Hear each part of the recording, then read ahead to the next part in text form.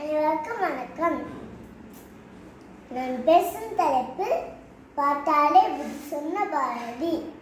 அச்சம் தவிர என்னது விளைவு நேர்பட பேசு பாட்டினி அன்சை என்றும் ஓடி விளையாடு பாப்பா, நீ விழுந்திருக்கலாகாது பாப்பா.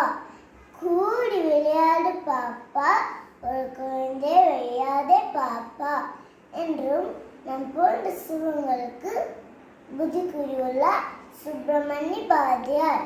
வயிற்றுக்கு சொல்லிட வேண்டும், இங்க வாழும் மனிதருக்கு எல்லாம் பயிற்று பல கல்வி தந்து இந்த பாலை வைத்திட வேண்டும்.